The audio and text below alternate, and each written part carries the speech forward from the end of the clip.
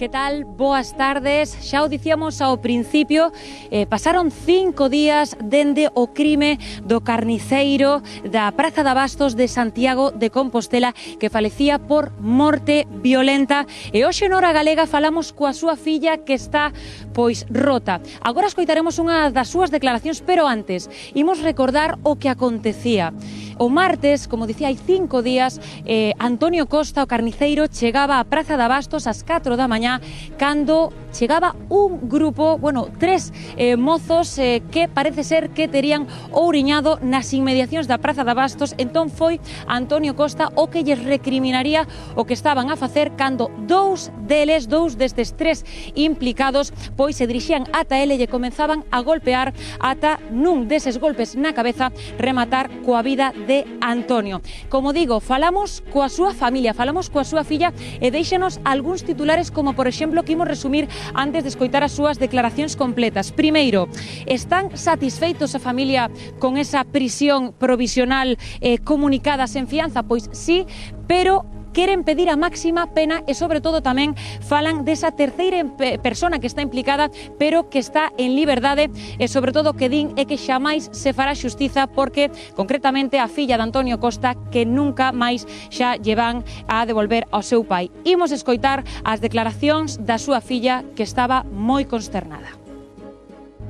Ahora mismo no nos quedaba otra, porque ahora mismo lo que tenían que estar es en prisión. Obviamente tenían que estar en prisión. Ahora, sé perfectamente que son unas personas que no tienen arrepentimiento, porque lo sé, porque tal y como declararon son unas personas egoístas y soberbias. Entonces, ¿qué pedís? Pedimos lo máximo que haya, pero aún así, aunque sea lo máximo que haya, jamás se hará justicia por una persona inocente, jamás. Había 3 personas. Esa persona supuestamente se marchó cuando empezó a ver que había un altercado con mi padre, se marchó.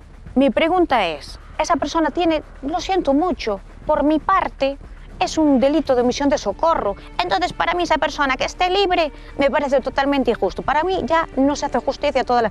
Yo me levanté a las 5:30, él ya fue a las 4:30, que fue todo lo que pasó, y a mí me llamó mi madre porque había llamado a la policía a mi madre. Entonces fue cuando me enteré con mi madre y cogí el coche, me vine para aquí y vi todo la pesadilla. Vivir una pesadilla. Ahora mismo estoy en una pesadilla. Una pesadilla que digo, me peñizco y quiero despertar, pero no doy despertado. Ahora mismo tendría que estar allí con él y no estoy. Estoy tramitando cosas, estoy pidiendo justicia, Entonces, claro, para mí es tan duro, que se hace tan duro que...